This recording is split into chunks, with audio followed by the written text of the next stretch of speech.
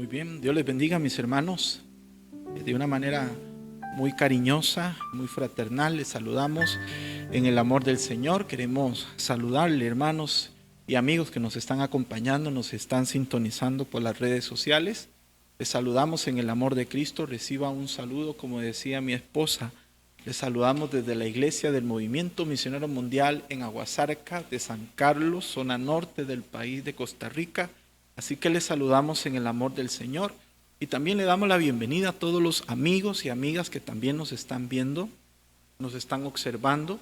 Si nos están sintonizando por primera vez, bienvenidos a casa, le damos la bienvenida. Así que les agradecemos en el amor del Señor esta oportunidad que el Señor nos da de entrar a su casa. Así que estamos enseñando, estamos estudiando la palabra del Señor. Y iniciamos hace 8 días iniciamos un estudio bíblico. Iniciamos un estudio bíblico bajo un tema.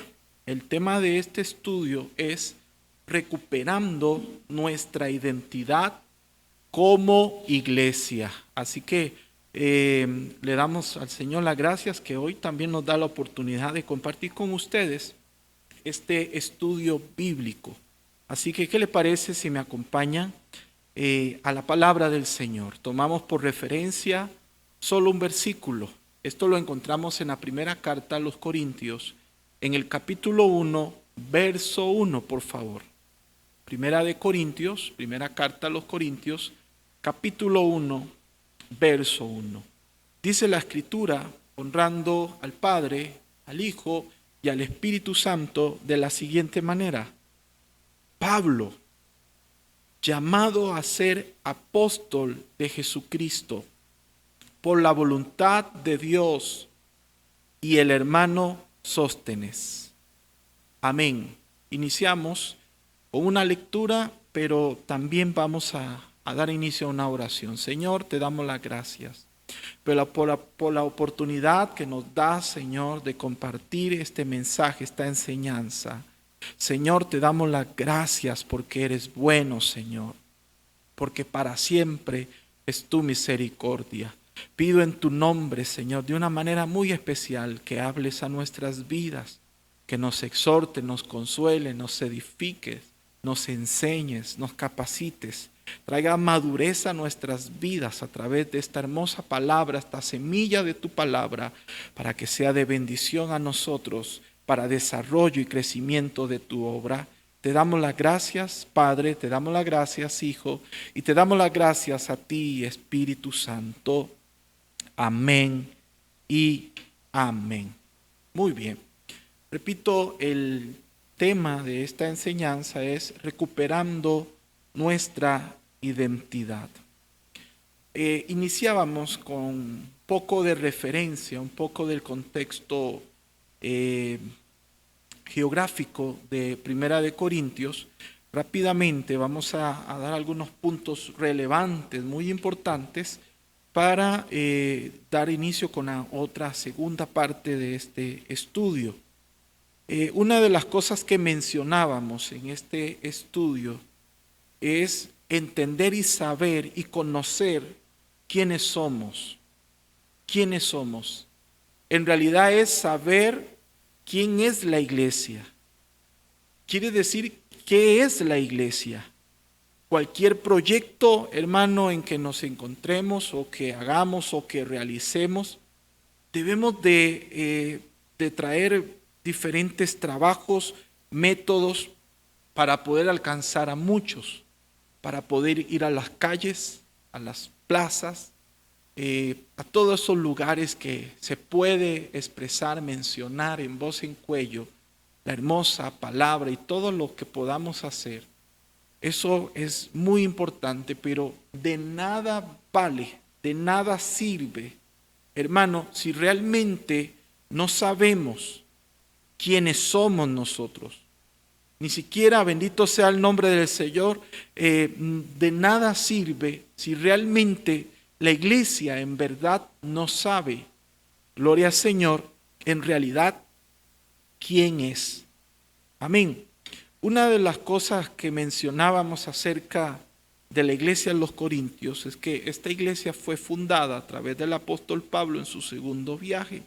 Veíamos también que era un lugar, un pueblo, una ciudad portuaria. Y por esta razón, hermano, era un lugar muy rico. Realmente era muy, muy rico. Pero también veíamos, hermano, la condición en que este pueblo vivía. Veíamos acerca de Corintios, un gran dicho que se conocía era vivir a la corintia. Y esto nos habla, hermano, de vivir, hermano, de una manera desenfrenada, de una manera llena de pecado. Era vivir en una vida de desenfreno sexual, de idolatría, de lujuria, de borrachera y de todos estos índoles, hermano, de pecado. Esta ciudad era rica por los impuestos, hermano, era una ciudad comercial y por estos impuestos comerciales era una iglesia que vivía y tenía buenas dádivas, bendito sea el nombre del Señor a través de los impuestos. Pero también, bendito sea el nombre del Señor, veíamos que era una ciudad corrompida, una ciudad llena de pecado, llena de maldad. Y esto era muy importante, el Evangelio de Cristo en una ciudad como esta. Mencionábamos la Escritura que nos indica y nos enseña que donde abunda el pecado, sobreabunda la gracia de Dios. Así que, bueno, ahí es donde el Señor decide mover al siervo del Señor, al apóstol Pablo, para el crecimiento, para el desarrollo, para la apertura de una iglesia. Este lugar, como veíamos, era un lugar muy difícil, era un lugar bastante, gloria al Señor, difícil, pues la vida que se llevaba, ahí es donde nace esta primera obra, en Corintios de Pablo, usando el Señor a Pablo. Y esta iglesia, hermano, mientras que vivía en un lugar como esta iglesia salía de un contexto social como el que se encontraba Corintios, pero el problema era que la iglesia pretendía seguir viviendo esta vida social, hermano, pero al mismo tiempo vivir una relación con el mundo. Una relación con el mundo y una relación con Dios. Un corazón dividido. Un corazón, hermano, que no quería renunciar a ese contexto social. Una relación, hermano, seguir viviendo como se solía vivir antes, pero al mismo tiempo usar a Jesucristo o el Evangelio de Jesucristo, viviéndolo, caminando, pero al mismo tiempo su corazón, hermano, desviado y dividido. De modo que para el apóstol, para el pastor, bendito sea el nombre del Señor, era una lucha constante en su ministerio. Era una lucha constante para poder predicar, mantener, desarrollar y que la vida espiritual de la iglesia crezca. Porque para que haya crecimiento espiritual debe de haber renuncia. Para poder ver el crecimiento y el desarrollo de la obra debe de haber renuncia. Tiene que haber un cambio, tiene que haber una separación por completo. Tiene que haber un nuevo nacimiento en Cristo Jesús. Y este era el desafío del apóstol Pablo, hermano, para que la iglesia, hermano, gloria al Señor, se mantuviese y creciera en todos los ámbitos. Ámbito espiritual, en el ámbito ministerial y en el ámbito de salvación de las almas. Muy bien. También encontrábamos en la Escritura, donde dábamos inicio a la primera carta a los Corintios, capítulo 1, el apóstol Pablo, y vemos textualmente cómo Pablo se menciona. En el verso 1 presenta Pablo y dice, Pablo, llamado, hermano, a ser apóstol de Jesucristo. Rápidamente esto lo veíamos hace 8 días, referente cuando Pablo se menciona. Esto, hermano, nos dice que Pablo sabía quién es él, sabía su condición, sabía su persona, su apariencia. Pablo se presenta tal como Él es. Pablo se presenta tal como Él es. Habla de su personalidad, de su persona. Porque es importante primero saber quiénes somos, cuáles son nuestras virtudes, pero también cuáles son, hermano, las que no son virtudes. Es saber conocer nuestras debilidades, es saber conocer quiénes somos, cuán necesitados estamos. Qué difícil cuando alguien en su ministerio, en el desarrollo de un liderazgo o en el desarrollo del servicio de la obra, olvidamos quiénes somos. Y creemos que somos súper cristianos, creemos que somos súper archirrecontra espirituales, santos. Y nos creemos que somos invencibles y creemos, cuando llega la persona, a creer que nunca va a caer, que nunca falla. Tenemos problemas. Pero Pablo sabía quién es. Sabía también cuál era su llamado. Y también mencionábamos que en este versículo, en este inicio de esta primera carta, también sabemos que él está reconociendo que su ministerio aún todavía está siendo formado, que su ministerio está iniciando. ¿Por qué? Porque dice llamado a ser apóstol. Pero en una de las más adelante encontramos la carta, encontramos en Colosenses, sí, muy bien. Encontramos que el apóstol Pablo en muchas ocasiones, él se menciona apóstol de Jesucristo. Ya él está aceptando el desarrollo, o ya el desarrollo completo de su ministerio. Pero ahora él se menciona y dice llamado a ser apóstol. Alabanzas al Cordero de Dios. También mencionábamos que es muy importante que Pablo también sabía quién lo estaba llamando, de dónde surge su llamado, de dónde surge su llamado, cuál es su fuente, cuál es y quién es el que lo está llamando. Muy bien. Y para ir también finalizando este pequeño resumen, Pablo sabe quién es él. Sí. Aquí no tanto en cuanto a su persona, sino cuanto a su ministerio. Es interesante, repito, es cuando dice llamado a ser apóstol. Él sabe que su apostolado está en un proceso. Su apostolado no está terminado, está iniciando. Sí, está iniciando. Entonces encontramos al apóstol Pablo reconociendo que el desarrollo de su ministerio está iniciando. Está reconociendo que él está iniciando. Él no cree, todavía no acepta que todavía está dando los primeros pasos en su ministerio. Todavía él no está aparentando, él no aparenta algo que no es. Él no aparenta, ni tampoco se dice, ni tampoco confiesa, ni tampoco habla diciendo que su ministerio está completo, que es ahora él es el pastor, ahora él es el apóstol, es la última autoridad. No, él está reconociendo que su llamado está en un proceso de inicio, en un gran ministerio. Muy bien, y aquí es donde nos habíamos quedado. Y queremos hablar acerca del ministerio dado por Dios. El ministerio dado por Dios. El apóstol Pablo sabe que es apóstol. Y también que no solamente que sabe que es apóstol, pero también él sabe que su apostolado está creciendo y está formándose, porque nosotros no terminamos de aprender, tampoco terminamos de ser formados. Dios nos sigue formando.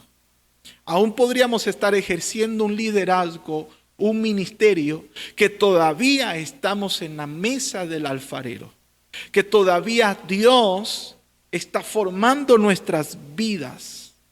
Lo segundo, hermano, que está diciendo este contexto, es que Él no es apóstol por voluntad propia. Él está diciendo que Él es apóstol no por su propia voluntad. Qué tremendo. Hermano, Él no es apóstol por su propia voluntad o competencia. Él no logró el título de apóstol por sus méritos, porque era un hombre digno, estudiado, capacitado.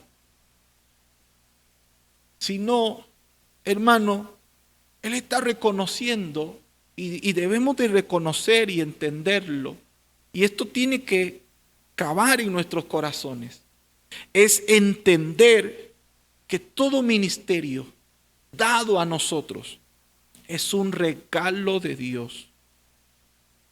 Es un regalo de Dios. Esto es muy importante saberlo. Yo tengo que entender que esto es un regalo, es un don, es un regalo que Dios nos da o nos ha dado. No es, hermano, un premio. No es un premio. No es una recompensa. Es un regalo que Dios decidió darnos. No lo merecíamos. No merecíamos ser salvos, pero Él nos amó y nos perdonó, nos rescató. Pero no solamente nos perdonó, nos limpió y nos rescató, sino que también Él decide llamarnos, dar en nuestras manos un privilegio, un ministerio. ¿Sabe? Dios me compró a mí con un precio muy alto, el de su Hijo.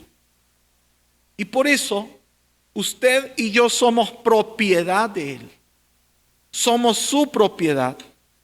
Pero Dios me compró a un precio muy alto, pero Dios no me compró con los dones y ministerios. No fue así. Dios me salvó a través de su Hijo Jesucristo, el sacrificio en la cruz. Él me compró con ese precio tan alto. Pero no solamente me dio la salvación, sino Dios me regala eso para ser efectivo. Dios me regala y me da un ministerio. No solamente, hermano, para salvación de almas, sino también para ser efectivo en la vida nueva que Cristo me ha dado dones, me ha dado de su Espíritu, me ha dado de su palabra, de su presencia, y también me llama a vivir en una santidad. Pero aparte de esto, el Señor también nos da un ministerio, un regalo, no para gloria nuestra. Y aquí queremos hablar un poco de esto. Yo no puedo jactarme que soy pastor, porque lo menos que en mi vida personal pensé es ser pastor. Jamás, hermano, pretendí o pensé ser pastor. Lo reconozco públicamente y Dios lo sabe. Yo no pretendí, yo no quise, yo no pedí ser pastor. Pero como Dios todo lo hace tan hermoso, y tenemos que entender que Dios no obliga a nadie. Dios no obliga a nadie. Él cambia nuestros corazones, pone carga en el corazón del hombre. Y esa presencia y ese convencimiento, esa manera en que Dios nos llama poco a poco, Dios empieza a tratar en nuestras vidas, hermano, de una manera tan especial que de pronto, de la noche a la mañana, nos rendimos al llamado a la experiencia que el Espíritu Santo nos da y nos convence, nos toca, nos quebranta y nos vuelve sensibles. Nos vuelve sensibles con un amor a las almas, con un amor hacia la obra, con un amor hacia el crecimiento y el desarrollo de la obra. Y eso nos hace doblegarnos ante la presencia del Señor y reconocer su grandeza. Nos hace reconocer su llamado y nos rendimos a sus pies. Dios me regaló el pastorado y tengo que apreciar ese regalo. Tengo que cuidarlo, tengo que cuidar ese ministerio, ese privilegio, ese liderazgo mucho. Porque ese liderazgo, ese ministerio es de bendición para muchos. Y cuando nosotros reconocemos y entendemos ese beneficio, entendemos, hermano, esto ocurre en dos cosas. Una de ellas es que cuando entendemos que el ministerio es un regalo y nos ha sido dado ese regalo para bendición de la obra o de muchos, cuando eso sucede, número uno, dejamos de competir los unos con los otros. Cuando entendemos eso, no tiene por qué haber competencia. Dios no te va a dar un ministerio para que tú compitas con el otro hermano. Dios no quiere darte eso. Dios no quiere darte aquello para que usted vaya y le saque los ojos a aquel o le serruche el piso al otro o a aquella otra. No. Dios no hace y no trabaja de esa manera. Dios te ha dado ese privilegio, esa oportunidad de servirle. Y estoy hablando de la iglesia, de la verdadera identidad de la iglesia. Eso Dios no nos ha dado. Y nos ha dado eso no porque somos inteligentes, trabajadores, emprendedores, renovadores, líderes natos, sino que Dios nos dio ese regalo para bendición de los demás. Repito, cuando entendemos que el ministerio nos ha sido dado, es para bendición de los demás, para bendición de muchas almas, para bendición de muchas congregaciones, para bendición para muchos líderes, ministros. Otra de las cosas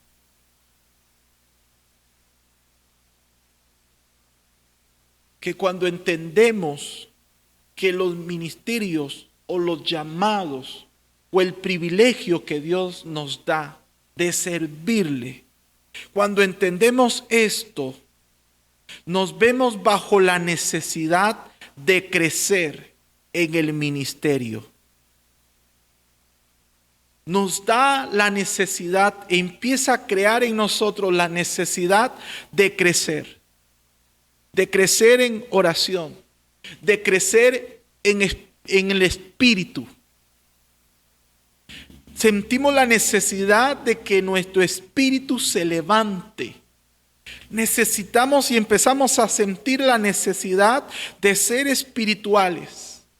Y escuche esto, también empezamos a sentir la necesidad de crecer, hermano, en conocimiento de su palabra. Pero hay algo más. Hay algo más. Que cuando crecemos en el conocimiento y tenemos la necesidad de que nuestro ministerio crezca, empezamos a darnos cuenta que no estamos solos, que hay otros siervos, que hay otros hombres y mujeres que están creciendo en su ministerio junto con nosotros. que están creciendo y están viviendo las mismas experiencias nuestras y que no estamos solos. Que ese no es mi competencia, es mi compañero. Que lo mismo que yo estoy pasando, él también lo está pasando o lo pasó o está por pasarlo. Que cuando el que está creciendo a mi lado, yo no tengo por qué sentir celos. Yo debo de sentir amor, compasión, cariño, aprecio. Y eso me lleva a mí a orar. Y cuando el crecimiento del ministerio sigue su desarrollo, me hace también admirar y respetar a esos grandes hombres de Dios que han estado muy antes de nosotros, que hoy tienen sus canas, que hoy tienen años de trayectoria, y me hace respetarlos, honrarlos y aprender de ellos.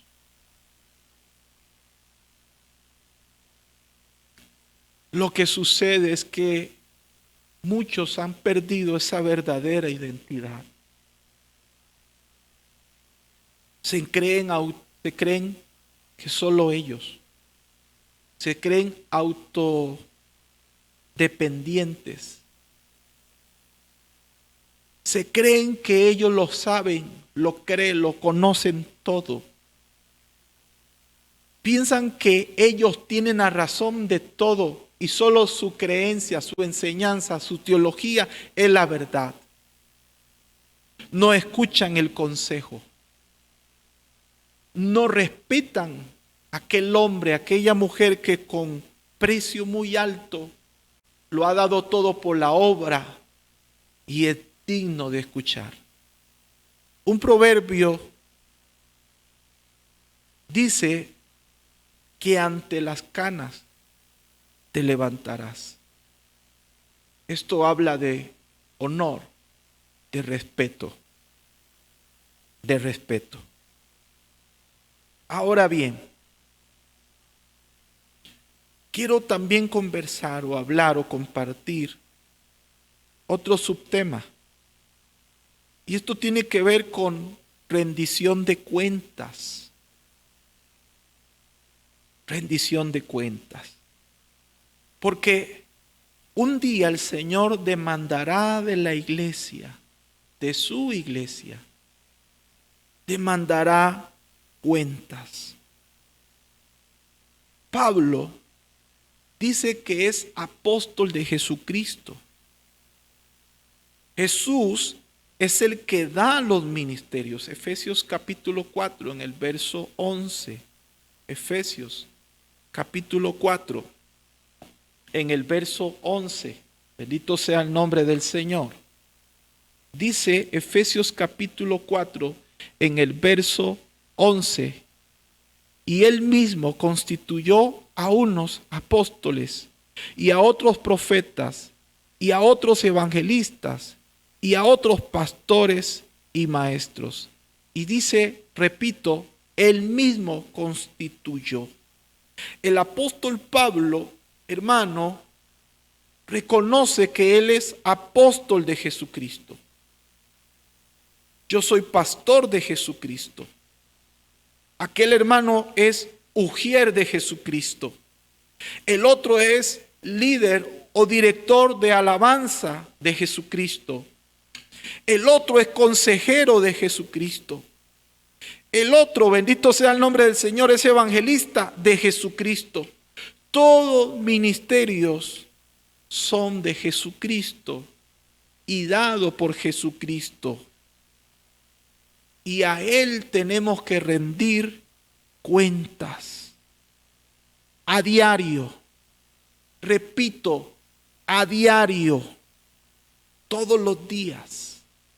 Porque el ministerio no solamente se ejerce detrás de un púlpito o frente a un micrófono.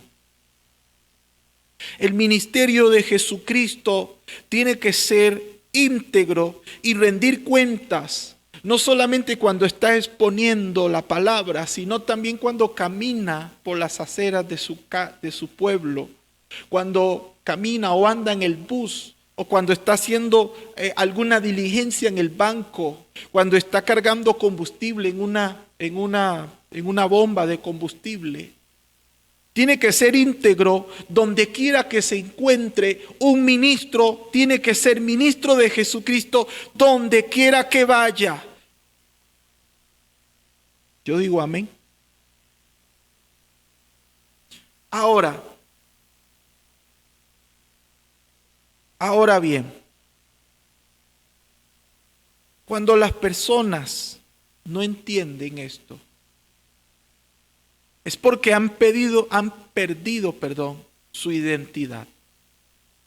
Han perdido su convicción. Han perdido realmente su camino. Cuando la iglesia de Jesucristo sabe para qué el Señor la salvó, tiene sus objetivos y su meta firmes y bien claras. Pero cuando perdemos la dirección y la convicción de la iglesia, corremos peligro en convertirnos en religiosos, en convertirlos en personas que constantemente hacen algo por hacerlo, cayendo en una monotonía. Y su ministerio y su vida espiritual es ambigua. No hay firmeza. Ahora bien, cuando usted y yo no sabemos, o cuando tú no sabes, hermano, qué es ser iglesia, cuando realmente usted no entiende para qué usted está en Cristo, usted experimenta dos cosas. No hace nada y no deja hacer nada a nadie. Cuando una persona no sabe realmente quién es y para qué el Señor lo salvó y cuál es su verdadera identidad, cuando una persona pierde eso, no corta leña ni deja cortar leña al otro.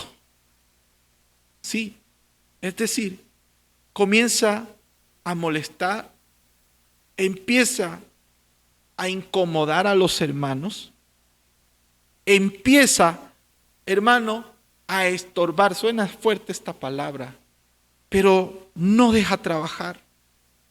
Siempre hay excusas, siempre hay pretextos, siempre hay palabras negativas, siempre hay palabras de desánimo, siempre hay palabras de no se puede, no lo lograremos, no vamos a hacerlo, no vamos a alcanzar la meta. Cuando una persona pierde su identidad, no hace ni deja de ser o deja de hacer las cosas. Otra de las cosas que sucede es que esa persona también, cuando pierde su identidad, se corrompe. Se corrompe porque el ocio es la madre de todos los vicios.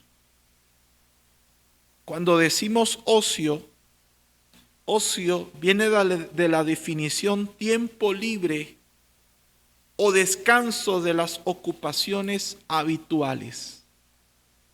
En pocas palabras, esa persona, hermano, se vuelve una persona vaga.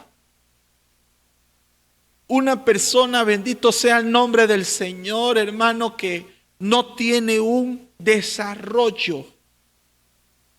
Es una persona, hermano, que se vuelve inactiva espiritualmente y muchas veces hasta materialmente y físicamente. La Biblia nos indica que maldito aquel que hace la obra del Señor indolentemente. Escuche, palabras fuertes. Es maldito el que hace la obra del Señor indolentemente. Indolentemente es perezosamente. La iglesia no puede perder esa identidad. La iglesia de Cristo no puede perder el trabajo que el Señor nos demandó. El Señor nos demanda a ser discípulos a todas las naciones. El Señor nos demanda de predicar este evangelio. El Señor nos demanda de ser adoradores que le adoren en espíritu y en verdad. El Señor nos demanda de una iglesia santa, porque sin santidad nadie le verá. Sed santos porque yo soy santo. El Señor demanda de su iglesia ser el pueblo. Dice en Corintios, también en una de sus cartas del apóstol Pablo, que yo seré, dice así, yo seré su Dios y ellos serán mi pueblo. Yo seré su padre y ellos serán mis hijos e hijas, dice el Señor. Todo esto requiere de demanda, de esfuerzo. Jesús mismo dijo, el que quiere venir en pos de mí, niéguese a sí mismo, tome su cruz y sígueme. Esto nos habla de demanda, de esfuerzo, de una identidad firme. Pero qué triste cuando pasa el tiempo, sigue siendo el mismo. Sigue siendo el mismo o la misma, con la misma oración, con la misma alabanza, con la misma manera de hablar, de saludar, de orar, de cantar, de ofrendar. Pasan los años y son los mismos. Es más, algunos hasta tienen un lugar que ese lugar es sagrado, nadie lo toca. Es que ahí me siento, ahí es siempre, tengo 30 años de sentarme en la misma silla, en el mismo lugar, y aquí nadie me mueve, dicen. Siguen siendo los mismos. Cuando la identidad del Señor, de la iglesia de Jesucristo se pierde, entran en el conformismo. Pero cuando realmente sabemos quiénes somos, no somos estáticos. No nos quedamos en un mismo lugar. Cuando verdaderamente sabemos cuál es nuestra identidad, crecemos, nos desarrollamos como la luz de la aurora. Vamos de victoria en victoria en victoria. Siempre una victoria. ¿Por qué? ¿Por qué de victoria en victoria? Siempre es una nueva experiencia. Siempre son nuevas experiencias, obteniendo nuevas experiencias en Cristo Jesús. Ahora bien, quiero ir avanzando para casi finalizando. Es algo también que en el mismo versículo 1, vea que todo lo que hemos estado compartiendo nos hemos basado en el versículo 1. En este pequeño versículo de esta carta, ahora Pablo incluye a un hombre, a Sóstenes.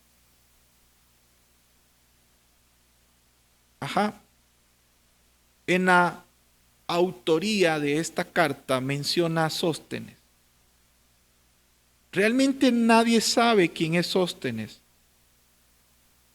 Y es más, no se vuelve a mencionar en la carta. Pero la forma de nombrarlo dice nuestro hermano Sóstenes.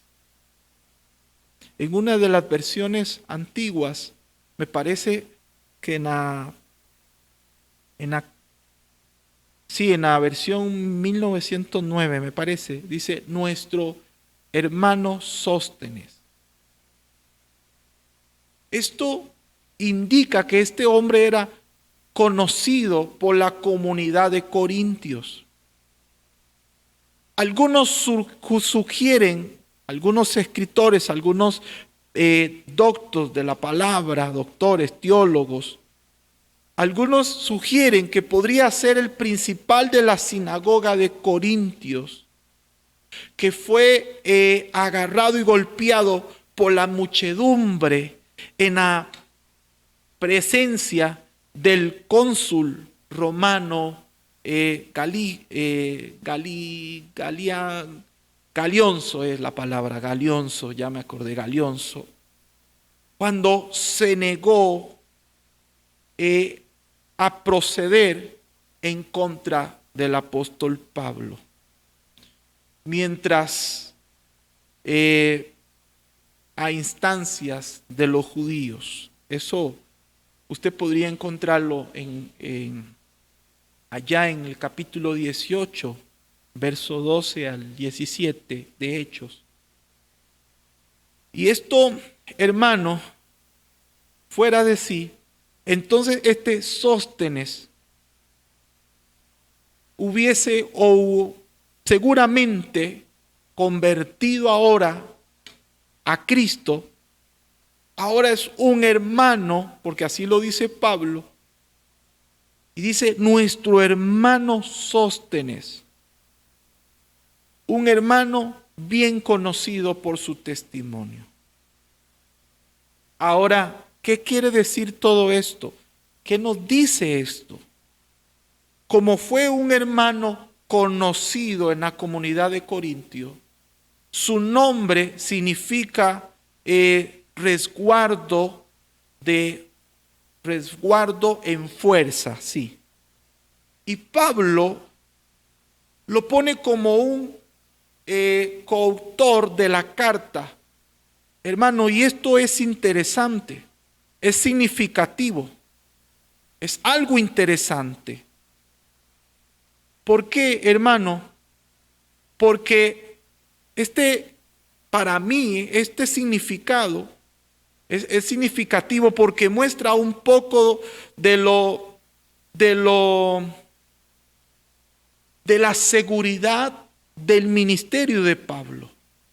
Pablo no dudaba de su llamado, ni tenía temor de otros, que otros podían o pueden hacerle sombra. Pablo no le importó esto.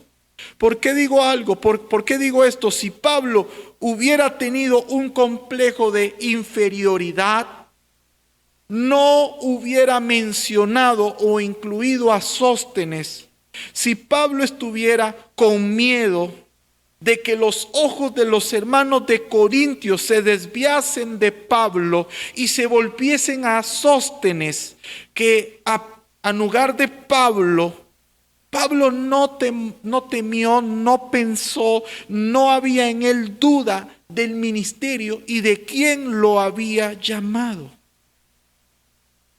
Por otro lado, la iglesia de los Corintios conocía bien quién era Sóstenes. Quizá en ese momento Sóstenes era un colaborador muy cercano de Pablo. Y Pablo quería reconocer ante la congregación ese ministerio, ese colaborador. Esto es interesante. Ahora bien, ciertos problemas de la iglesia de Corintios, que constantemente se vivía en esta iglesia en medio de un contexto social tan lleno de faltas y de errores. Hermano, habían problemas en esta iglesia, habían divisiones, pecados, desórdenes, pero algo que crecientemente estaba apareciendo era un no reconocimiento de Pablo como apóstol y fundador de la iglesia. En medio de las divisiones, del pecado, de los grandes desórdenes, de las grandes carnalidades, esta iglesia estaba en un momento de problema más de lo que se imagina. Era que no estaban reconociendo el apostolado del apóstol Pablo y fundador de la iglesia. Esto en mucho más evidencia lo podríamos encontrar en la segunda carta a los Corintios. La iglesia rechaza a Pablo y rechaza su autoridad como fundador, como apóstol. De cualquiera, hermano, no recibía la doctrina y su consejo. Pero Pablo, hermano, ya no ignoraba esto. Pablo se acerca a la iglesia a causa de cosas que sabía, que había oído. Y Pablo está en Éfeso en ese momento y pregunta qué habían hecho. Y lo introduce a Sóstenes. Lo introduce como coautor de esta carta, reconociendo ese hombre, ese ministerio, ese colaborador, reconociendo esa autoridad sin temor a perder una obra, sin tener celos, sin tener ningún tipo de actitud hacia este hombre, Sóstenes, un hombre reconocido, un hombre respetado en Corintios. Ahí encontramos el sostenimiento del llamado. Él era íntegro. Él sabía a quién lo había llamado y cuál era su ministerio. Cuando usted entiende y reconoce y entiende su llamado y sabe cuál es su ministerio, no importa, no hay celos, no hay envidias, no hay temores que podríamos perder el ministerio. Cuando realmente nuestros fundamentos y sabemos cuál es nuestra verdadera identidad, nosotros sabemos, reconocemos que es Dios que nos ha llamado y si Él nos llamó, Él nos sostiene. Muy bien, vamos a terminar acá, vamos a entregar acá este tema.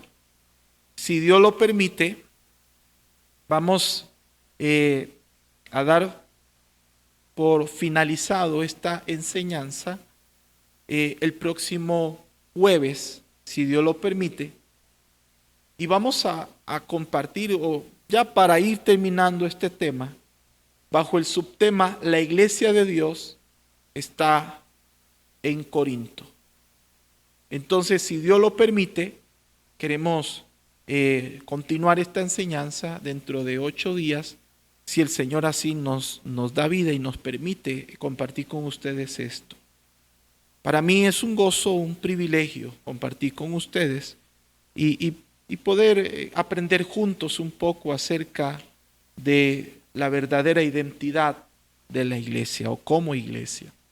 Así que, hermanos, yo le invito a que hagamos una oración dando gracias por esta palabra y dando gracias por la oportunidad que nos da de compartir con ustedes y entrar a la comunidad de sus casas. Así que honramos a Dios y bendecimos a Dios por ello y damos gracias. Queremos recordarles, si Dios lo permite, el día domingo a las 11 de la mañana estaríamos transmitiendo el culto dominical con ayuda del Señor. Vamos a estar orando, vamos a estar adorando al Señor también y también vamos a estar compartiendo la palabra del Señor. Así que, si Dios lo permite, este domingo a las 11 de la mañana estaríamos transmitiendo una vez más, hermano, el culto dominical. Oramos para dar gracias al Señor. Padre, te damos las gracias porque has sido bueno con nosotros. Honramos y bendecimos tu nombre y exaltamos tu nombre. Señor, en el nombre de Jesús, te pedimos que esta palabra, Señor, en el nombre de Jesús que ha sido sembrada, crezca y dé frutos para gloria y honra de tu nombre. Señor, bendice a mis hermanos, da fuerza, Señor, al que no tiene. Te pido que bendigas y honres sus vidas, sus casas, Señor, en el nombre de Jesús. En el nombre que es sobre todo nombre, confesamos y creemos que hay victoria en ti, Señor, y te damos las gracias. Bendice a tu pueblo, bendice a mis hermanos, sus familias, sus trabajos, sus casas, sus alacenas, para gloria de tu nombre. Señor, insto, Dios mío, en tu nombre, para que aquel, Señor, que está débil, te busque y te esfuerce en ti, Señor. En el nombre de Jesús, te damos gracias, Padre, Hijo y Espíritu Santo. En el nombre de Jesús.